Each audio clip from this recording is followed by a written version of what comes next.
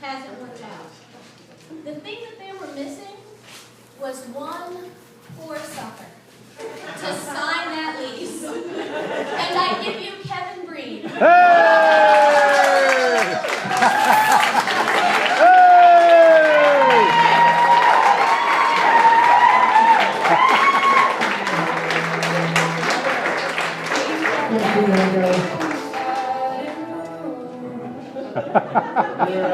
We're still ironing out the musical transition thing.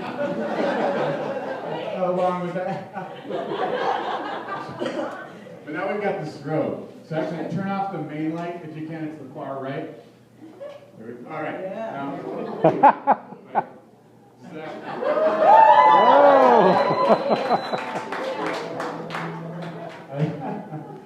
all right. Do you know which one is the strobe? Or turn them all off except for right.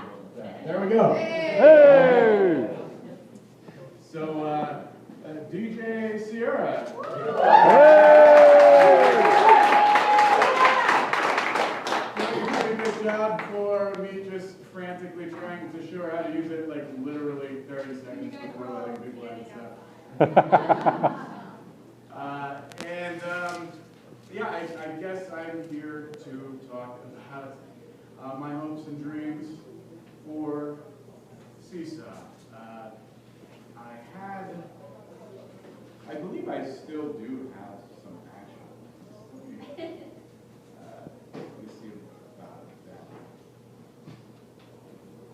And, again,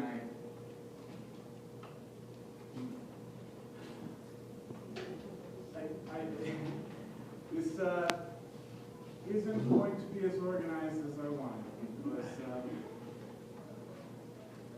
we were here till 4 in the morning. It's perfect! I guess you guys are so supportive. I'll stop apologizing. But there's so much I wanted to say.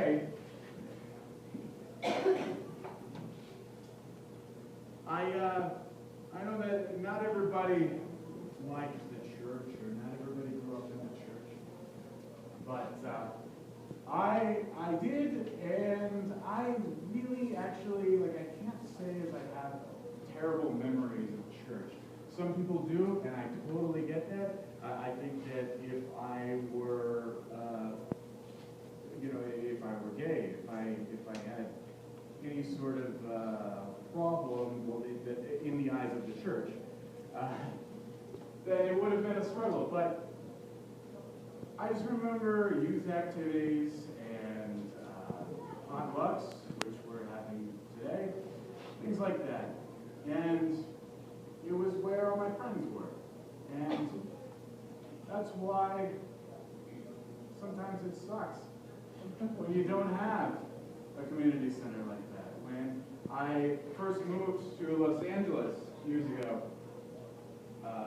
I didn't have a so-called real job, and I didn't have any friends out there. I lived alone, and so I would talk to my mom on the phone, and I was depressed. I would talk about how lonely I was, and she said, "We need to get into a church. Just go to a church, and you'll find plenty of friends there." And she was right.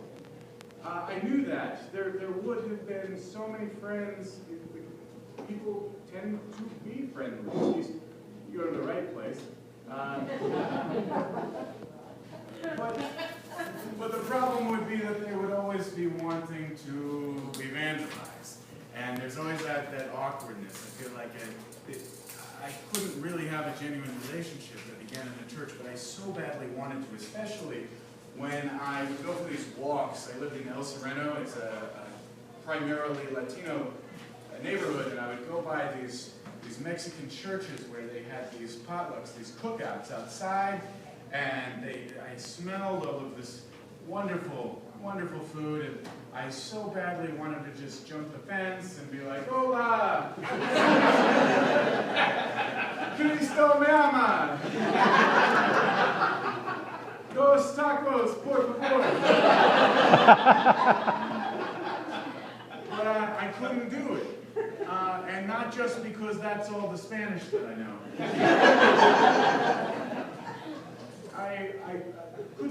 because I wanted to have genuine relationships. And that obviously, straight out lying about being a Christian, or technically that means Jesus loves me, right? That's Jesus loves me.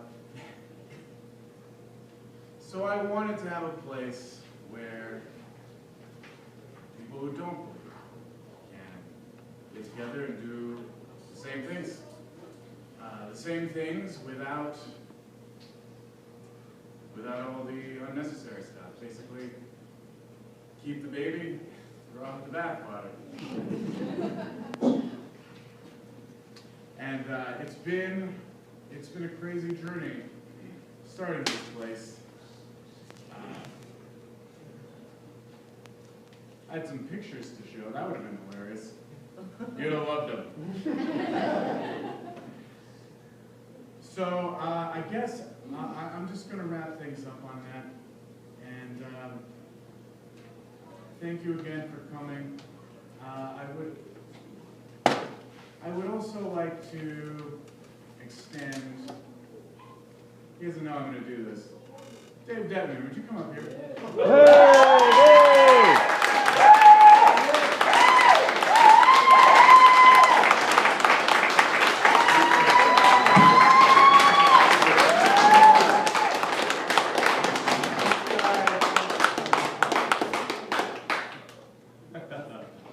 Thanks, Dave. Dave has been here all the time, right? I mean, every time he could, except he got really irritated when he got called into work. I just got a text message 45 minutes ago that I've been ignoring. Well, we are so glad you're here today. That he was on call today, and it would have been just devastating. He's put so much work into this place. I don't think anybody's been here more than you except me. He sleeps here, so. Well, I stay here all night. I usually don't get any sleep. But that's it. Anything you'd like to say, Dave? No, I just wanted to say that this is Kevin's big day, and I'm very proud of him. I've been saying we need to do this for 5 years since I've been here in Las Vegas, and we finally found somebody that had the guts to do it, and I'm very proud of him.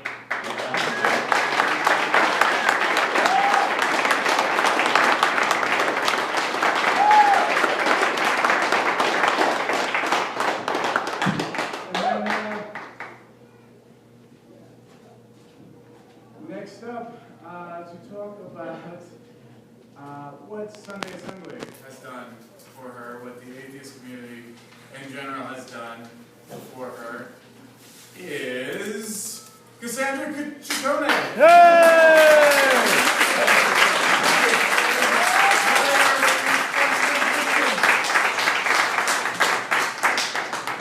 Have we lost all audio? Yeah, we don't have any sound.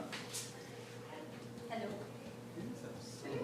Working on it. Just out of curiosity, does the sound carry well in here? Yes. All right. Yes, very well. Hello. Maybe we need a kick. Hello? Test, sibilance,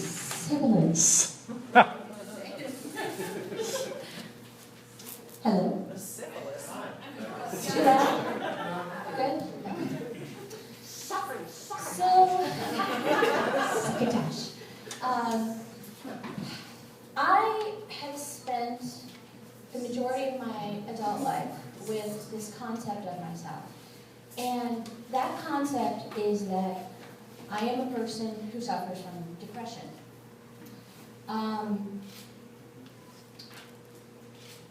It's not an unrealistic thing for me to say, because I've had quite a few depressive episodes in my life. Major, a couple, minor also. I can tell you that after my father passed away, I spiraled for 3 years. I was just in terrible, terrible, horrible depression.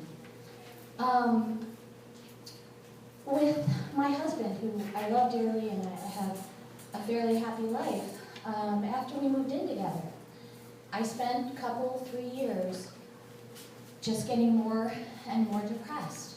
And I had this concept that I'm a person who suffers from depression, so I didn't look for any other answers there. I pretty much defined it, so that was that. Here's another thread that's running through my life. I have always been very enamored with the idea of really large, extended families. People have lots of cousins and aunts and uncles and grandmothers and great-grandmas, and everybody close emotionally, close geographically, getting together. Communal living, that's another thing I found interesting. And here's a thing that I'll say. If you have lived in Las Vegas for a long time, particularly if you grew up here, and you're not Mormon, at some point in time, the Mormons came a-courting you. And I don't mean romantically, and not even necessarily missionaries, but junior high, high school, at my jobs, there was always somebody, it seemed, every few years, who would form a tentative friendship, invite me over, and show me the wondrous glory of the Mormon social structure. And wow, it is really cool looking. Cool looking to the point where I had similar conversation that Kevin had with myself, like, can I just pretend? Can I just pretend so that I can have people to bake Christmas cookies with? You know what I mean? Have giant potlucks, have that supportive community. When I got together with my husband, a little bit after that, the show Sister Wives came out. I really wanted sister wives. I didn't want the religion, I didn't want to share my husband, but I wanted those other people that like day to day I was shoulder to shoulder with, and we were working for the same cause, and that appealed to me. So here's another thread that I saw. After my dad died, about 7 months after that, I went to Spain with my brother, my aunt, and some of my aunt's friends. 3.5 weeks, I think it was. I wasn't depressed during that 3.5 weeks. I was happy. I was still mourning my father. Still had some mournful moments. Certainly discussed it with my aunt and my brother, but I wasn't depressed. When I had the last major depression I had, where I was living with my husband, Kevin Bagger, not Kevin Breen, for those of you who know. We have a lot of Kevins. Just to make that clear. What I realized is that when he came home at night, usually, I wasn't depressed anymore. I perked up. When we had social events with our friends, I wasn't depressed during those. If I was around people, like even in my most angsty adolescent sort of depressions, when I was out with my friends, I was good. And you may think like this is an obvious thing, but I really didn't put it together because I had already decided I was just a person who suffered from depression. When I came back from that trip from Spain to a quiet, lonely house, just me, I immediately sank back down. With my husband, well, he was gone at work all day. I was just kind of home alone on the couch. I had the computer, but that is not very satisfying.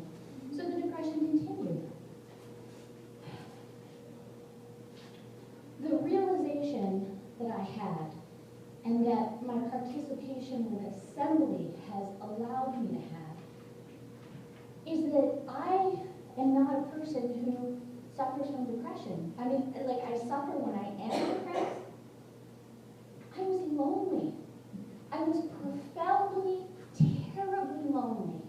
And so I became depressed. When bad things happened in my life, I didn't have a support structure. So if something bad happened, like my dad dying, I just spiraled. I've been with Assembly for 2 years. I have not been depressed during any of those 2 years. Yay!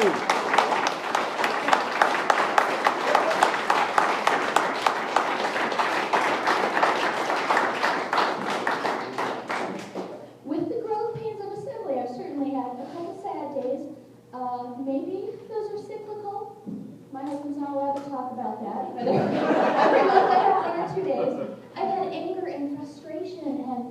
and a lot of negative emotions just sort of fighting through this process. No depression. Because I have people. I have people who I interact with in a way that I never have my entire life. Every day I have contact with someone. I have people who need me, who I need. People I love who love me back. And even people who, they're not my best friends, you know, where we're not going to hang out, but I know that if I needed them for something, would support me, and I would support them. Assembly gave me this realization about myself that I don't just have this broken part of me that's going to occasionally malfunction. My life was broken. Getting community into my life fixed the problem. And Assembly did that for me.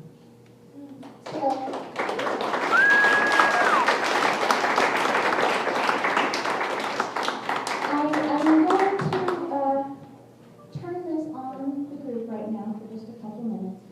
Is there anybody else here who would like to share maybe if Assembly has done something for them and what that is? Oh, Tony? Tony, she can come over here. Don't worry, you can talk from your seat if you want. I'll bring you the mic. That would have been easier.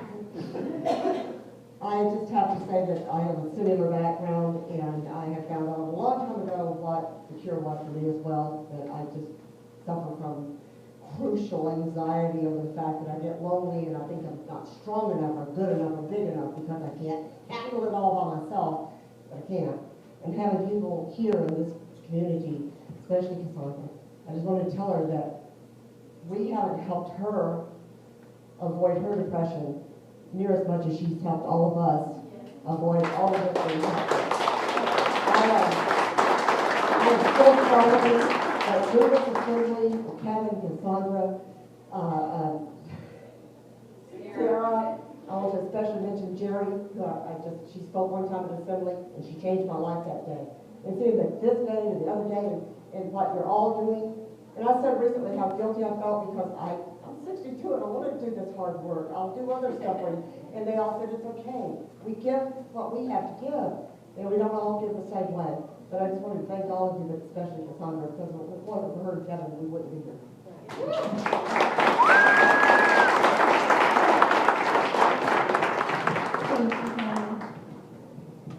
Phil.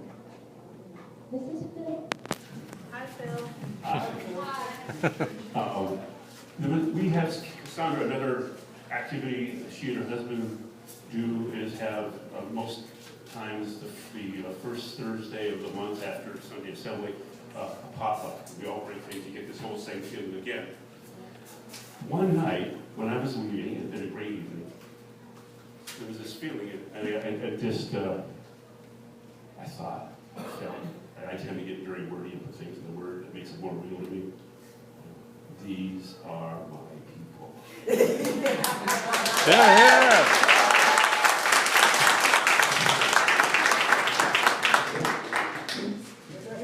This is RC, daddy to the absolutely adorable and precious Cassius, and with us since day one. I just do want to say that for the new people that joined us today, you made a really good decision. As far as the community part of it,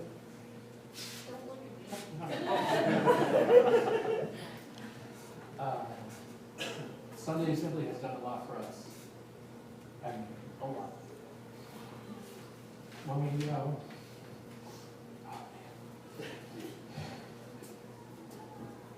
we had our baby, 2 months early, he was in NICU. And we had so much support from everybody. Constant, checkups, like how we're doing, how's the baby, if we need anything. And now, oh man. I know, I should. Cut my hand down. I recently moved over down to Austin, Texas, leaving the baby and my wife and the mother-in-law down here. Yeah. And I think a week after I left, the mother-in-law had suffered a massive heart attack. She had to go into emergency surgery, 6 bypass surgery, and then recently had to do a leg amputation on Friday. She's been in a coma since then. Induced coma. But that's been leaving my wife and the baby by themselves with not much of support for me, just Skype here and there. But I felt so much gratitude and love and support knowing that Sunday Assembly people have stepped up and taken care of them, brought them food, helped so much with the baby that I can't even do from over there.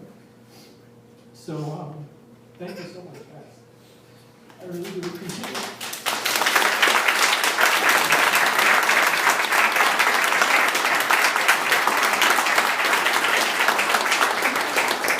Sandra, I'm sorry. I would like to say something, if you don't mind.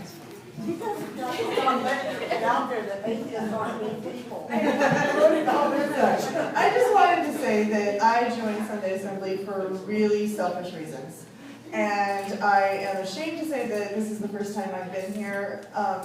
I'm just a very busy person, as many of you are, and when I was reluctant to join Sunday Assembly and to come, because I was like, I don't need another project in my life. I just don't have room for another thing. But I really needed that community, and I needed friends like Cassandra in my life. And I also was involved with the Mormon Church for a while, 4 years, and I was very involved, and I was a very good member, and they had me in leadership positions, and it really was such a project, and it really consumed my life, and I had that feeling of like I was not good enough, in part because I thought to myself, I'm not good enough because I don't really believe. I'm having all these doubts. I'm going to have to lobotomize myself if I'm going to continue to be part of this religion. But I love the community, and when I moved out here, I was looking for something like that. I saw Sunday Assembly. I stalked them on various social media before I finally showed up to a meeting, and I haven't been able to be a good member. But I've just been able to be here.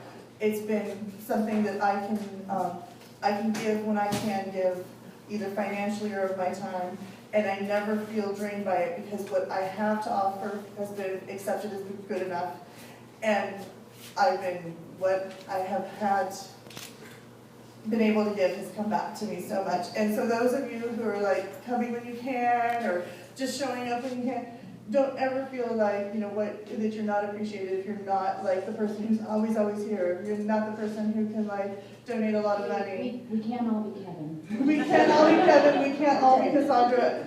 But every person who's here is appreciated, and I just want to say that this community, and I'm just so excited about the center, has been like such a joy in my life, and I thank you guys.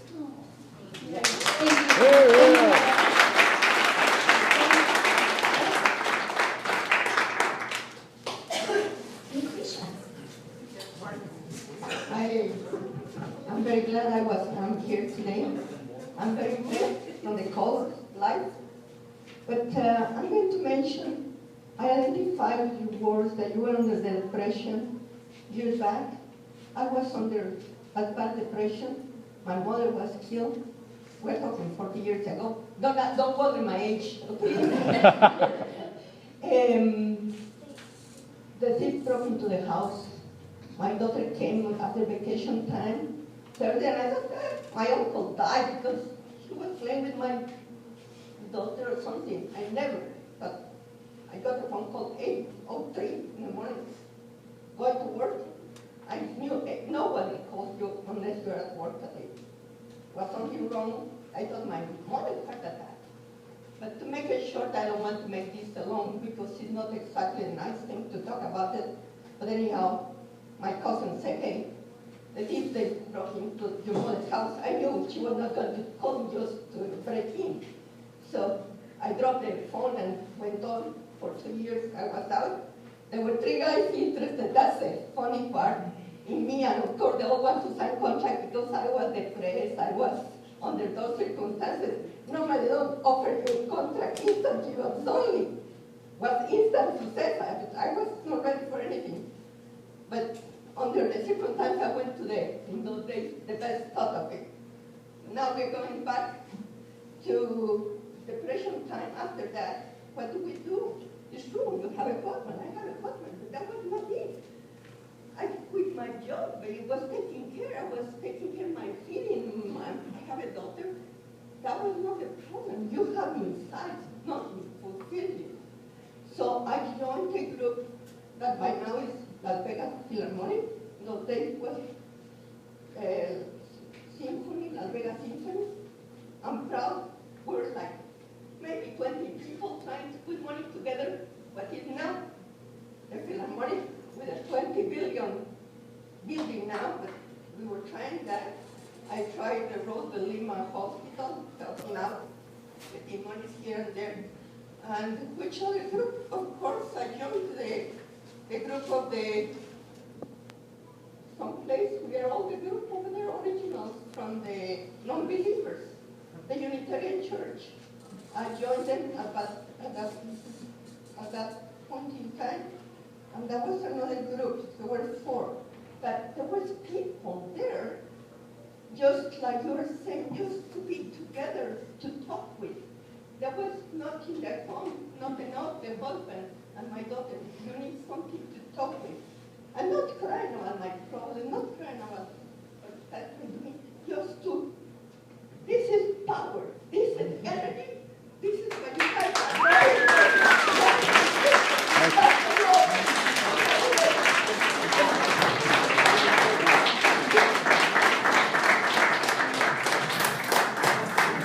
Okay, we are going to get ready to sing again. Now, I need you to get your lyric sheets out and get ready, because there is no intro to the next song. We're going to do, you're just going to yell help, and we're going to go right into it. All right. Please help me, help me, help me.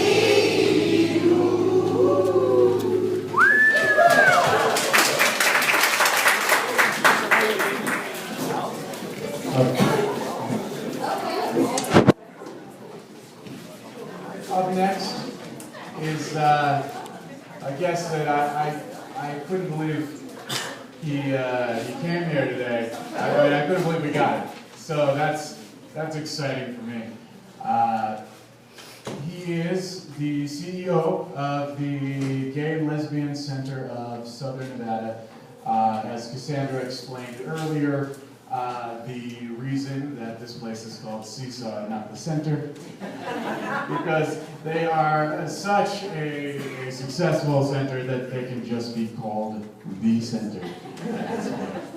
And in meeting him very briefly before starting, obviously I was having some difficulty choking back tears. So it seems like a really warm guy as well.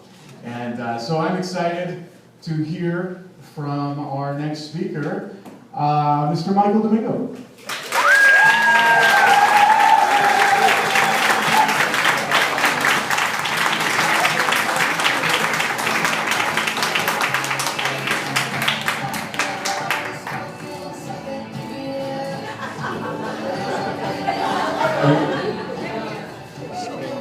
Thank you very much. Thank you. It's quite an honor to be here with you today and to share a little bit of our story, a little bit of my story. But really, I want to call attention to the fact that what a great milestone you've achieved just today. So please, give yourself a round of applause.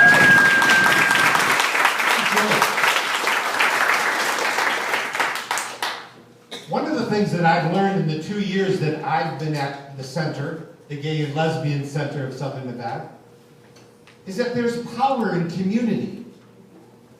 And we just heard those testimonials about the fact that there's power, true power, in our coming together. And I appreciate the fact, and I'm honored by the fact, that you would reach out to a person like me, you would reach out to persons who are at the center, because one of the things that I've learned in my role at the center is that we become more of a community when we reach out to other communities. So not only is there power in your coming together, I truly believe that there's power when you reach out to others. And for that reason, I'm grateful. You know, 50 years ago, there was no such thing as a CEO of a gay and lesbian center. And now, there are 233 gay and lesbian centers across the United States.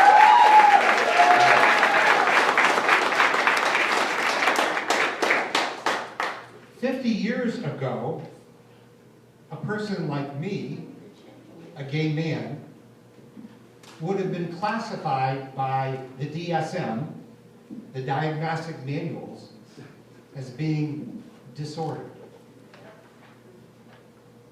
50 years ago, persons like myself, who couldn't cope or deal with issues of sexual orientation because it affected them too much emotionally, they might have had a prefrontal lobotomy because of who they were. So in order to understand the center, I invite you for a few minutes to reflect on the history of the LGBTQ movement that really occasioned the center. Because, and it will circle all the way back to you, what has happened since those times 50 years ago to today, and where we have come, and how far we have achieved in our society, is due to one thing: community. Yeah. The change of minds and hearts and attitudes because of community, family. Friends, in the 1940s, starting to turn in the 1950s, persons like myself were extremely closeted. We didn't talk about who we were. We didn't talk about the people that we loved. And the reason being, we didn't feel safe. We live in a heteronormative world where most of our society is heterosexual. But the Williams Institute tells us that anywhere between 4 to 6% of our society today are self-identified gay and lesbian individuals. And they tell us that perhaps another 4% of society are those who are questioning their sexual orientation or gender identity. 50 years ago, we would have been closeted.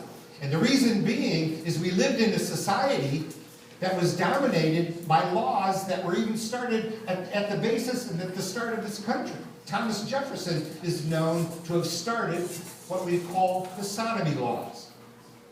They were laws that prohibited same-sex persons from fraternizing. They were laws that prohibited particular kinds of sexual activity. And those laws became codified in our society, including here in the state of Nevada. We lived in closeted ways. We lived in closeted means. And if you came out and said, I'm gay, I'm lesbian, if you came out and stated that, you were likely to get arrested. Yes, arrested and incarcerated. In 1963, and Mr. Mann is here. I just met him. Can you raise your hand? The gentleman. Okay, there I see him. His daughter, Senator Lippman Mann, is that correct? Lori Lippman Brown. Thank you, thank you. Lori Lippman Brown, is it? Okay. Started a conversation in 1963 in the state assembly about changing those laws. In 1963, in June of 1963, the sodomy laws in the state of Nevada were abrogated. In other words, they were repealed. It was no longer criminal for you to be LGBTQ. Yes, it was something to celebrate. But we lived in the shadows. Interesting that that took place in June of 1963. On October 15th, 1963, LGBTQ individuals got together and opened up the center. 4 months later. 93. I'm sorry, thank you. 93. And thank you. The laws were abrogated in 1993. So it was June of 1993. In October of 1993, the center started. Thank you for that correction. The center started in the likes of a dentist's office. And it was a very humble beginnings. Humble beginnings. You're aware of that. And we decided in coming together, we have 3 components to our mission. Number 1 is to support one another in community. To create a safe space for one another in community. And how much we needed that safe space after having been driven in the shadows and in the darkness of our society for so many decades, if not centuries. I can tell you that our community was shaken, like many of you were shaken, just this past June 12th, when we saw the heinous shooting that we saw in Orlando. Why did that mean so much to the LGBTQ community? Because the gay bars, the gay nightclubs, were our first community centers. It's where we went to be with one another. It's where we went to create safe space for one another and to support one another. So in 1993, that was the first component of our mission, is to gather one another and offer one another support. The second component of our mission, that's still a very strong program today, is to reach out to our youth. Youth who are identifying as LGBTQ are amazing, amazing people. And what's really fascinating today is just 5 years ago, the average age for a youth to come out and to self-identify as LGBTQ was age 17, age 18. Today, it's age 13. It's amazing. But I can tell you there's a terrible consequence of that. 40% of all homeless youth across the nation are LGBTQ. And it's because as these young persons come out and testify to their internal identity and want to be their genuine and authentic selves, when they come out, they get rejected by family, by friends. And friends, you should hear the stories. I mean, my heart breaks sometimes for some of these youth. Just 3 weeks ago, we had some transgender youth who were gathering together to talk about their high school experience. I was moved to tears hearing about a young 14-year-old transgender male who had a bucket of bleach thrown on him. A bucket of bleach in the playground. Second component, to protect our youth, to protect our young, a major part of our mission. And the third component, still again is a very strong and vibrant component today, is working for the eradication of HIV and the spread and transmission of HIV. A very, very strong missional component of what we do at the center. The center today, just last year, we served 65,000 people who walked through our doors. Among those whom we have served are those who have come to the center to be tested for HIV and STDs. We offer free testing, a major component. We tested over 6,000 people last year. And because HIV and the elimination of HIV is part of our mission, we passed out 250,000 safe sex kits, and we're very much involved in safe sex education all across the county, all across the Las Vegas Valley. We offer services to youth, as I mentioned, in terms of our youth drop-in center and our youth, and we have outreach going on to Clark County schools, to what they call the GSAs, the Gay Straight Alliance clubs that exist in many of those schools. We have a senior citizens program for all of you who may be senior citizens like me.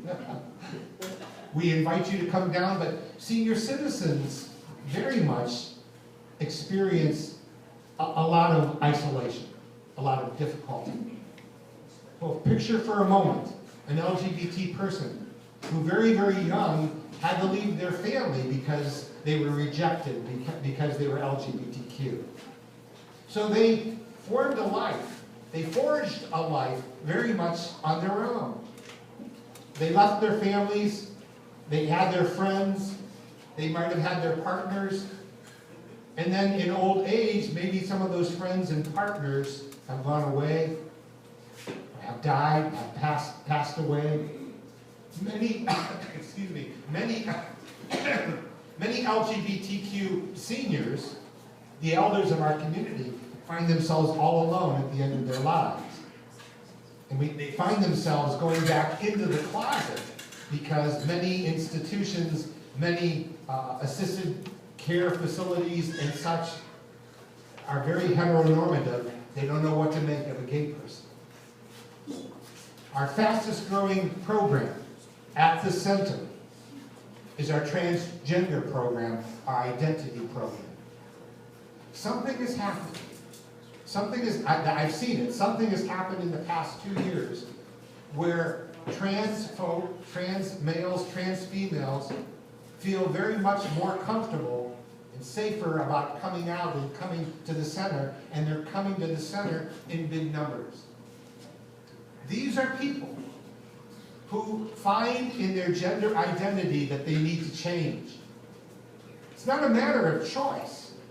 It's a matter of acquiescing to what you know in your heart and you know in your gut. And so we have numerous programs for transgender youth, for transgender adults.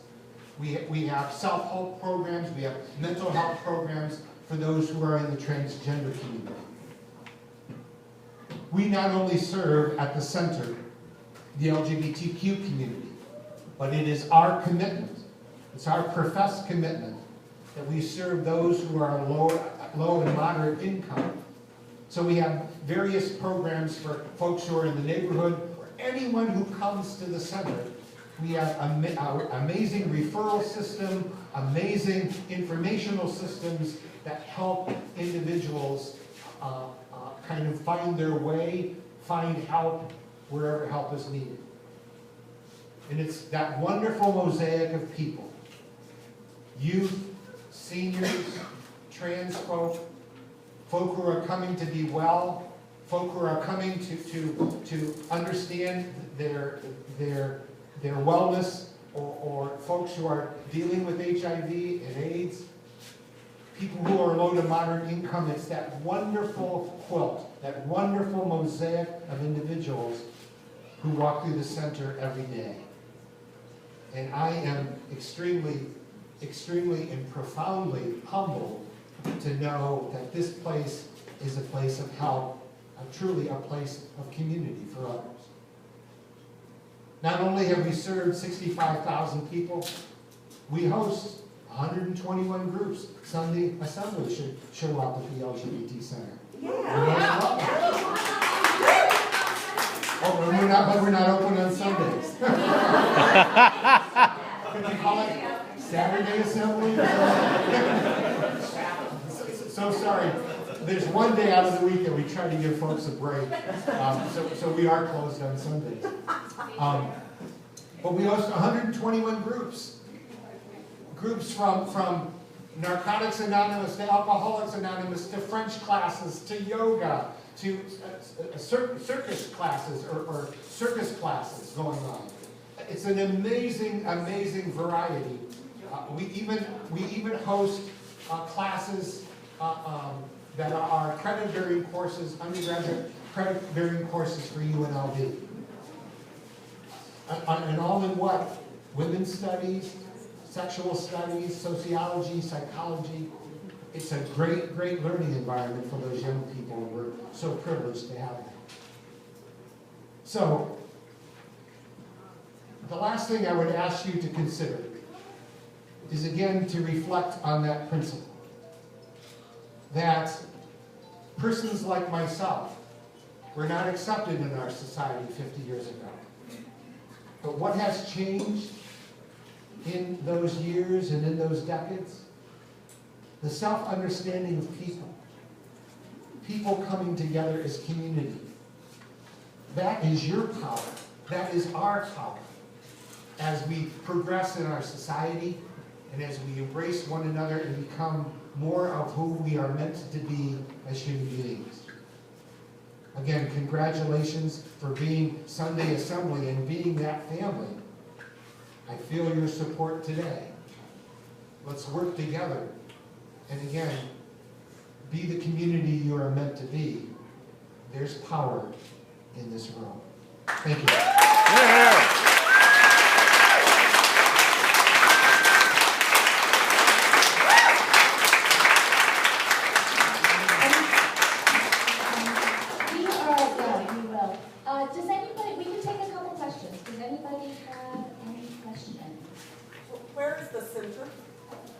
Thank you.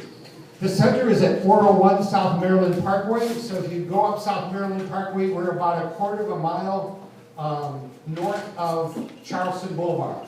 If you take South Maryland Parkway, you can't miss it because you're going to run right into the building unless you turn a little bit to the right. And I'm happy to say it's not public yet, but we're looking in opening a second building to serve the community in the Henderson area. We're hoping to get there, and I'm hoping that's good news soon. We could do one more. Ulysses.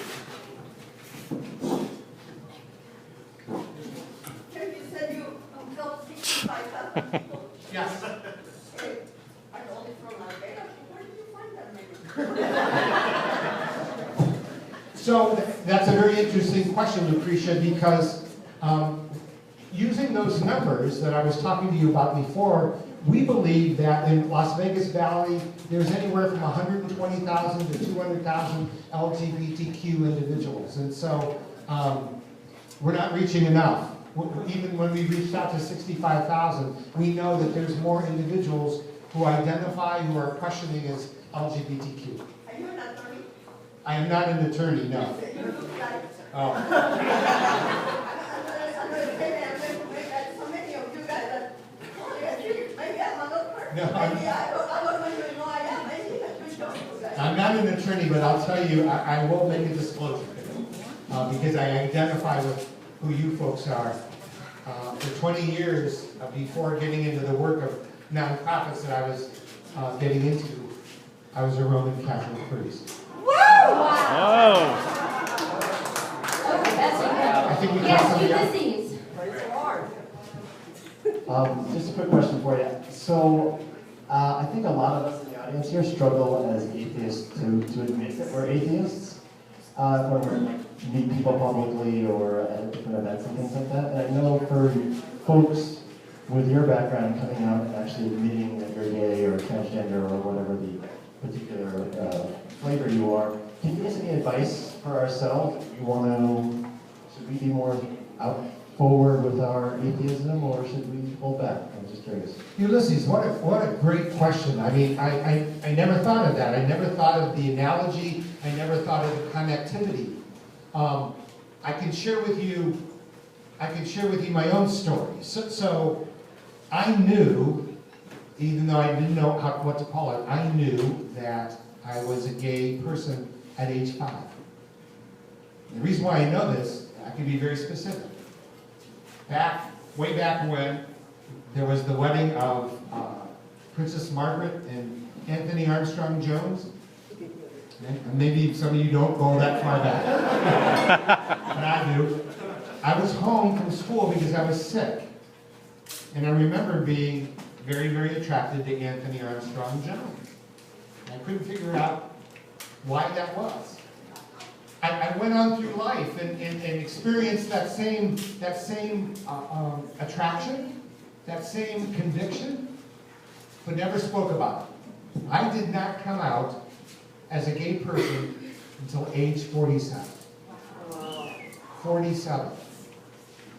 And you sometimes wonder, I sometimes wonder, what that did to the internal psyche. What did that do to my spirit? What did that do to who I was? I have no regrets about my life, except for the regret that I should have come out much earlier. I would have, I think, grown much better and been more affirmed for who I was. If atheism is truly a part of your identity, you need, number one, I would agree, you need to do what you are doing right here. Come together and affirm that of one another. How important that community is. That's number one. But number two is, it's who you are. It's your authentic self. It's who you are genuinely. And to kind of tuck that into a corner, or to be politically correct and just never mention anything in a conversation as other people might be talking about religion, is not fair to yourself. And I think there are consequences when we keep it buried deep inside. So my advice is, find those folks who can support you in that. Number two is, speak about it with conviction. With conviction that that's who you are. And sometimes the ease of the way is to speak about it when you're in the presence of other atheists who can support you in that. Yeah. I don't know if that makes sense.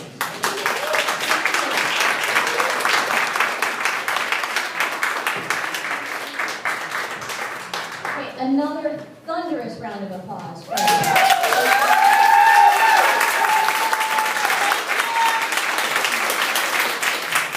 Obviously, we're running late, so we're going to cut a couple things. You don't have to sing the last song. We're going to play you out with it.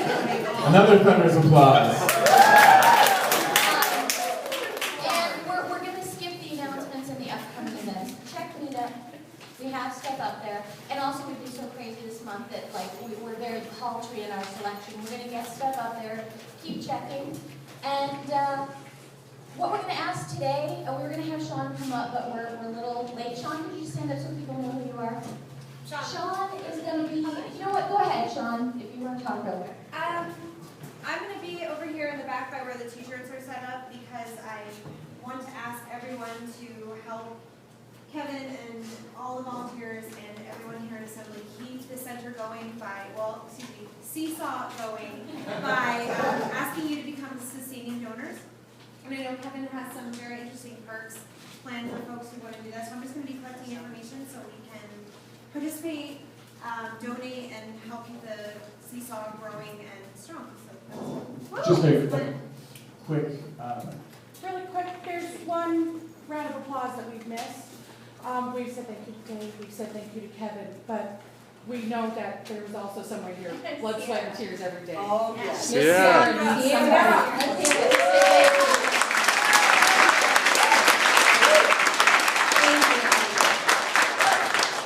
I wanted to say, with regard to the crowdfunding campaign that doesn't exist, the thing that we're working on is a campaign to keep this place sustainable.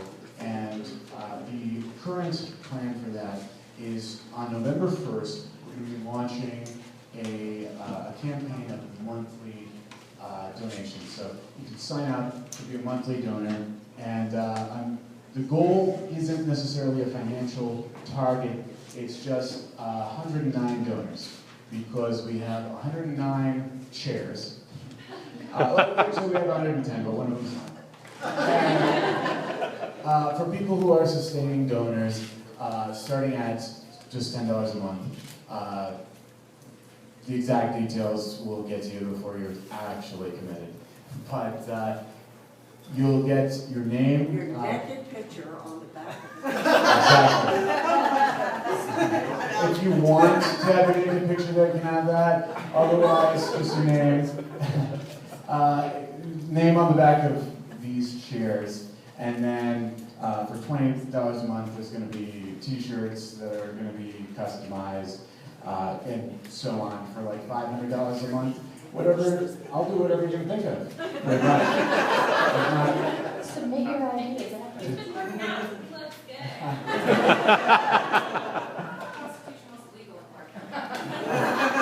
Illegal but encouraged. Yeah, to be clear, it's a donation. I'm not actually charging.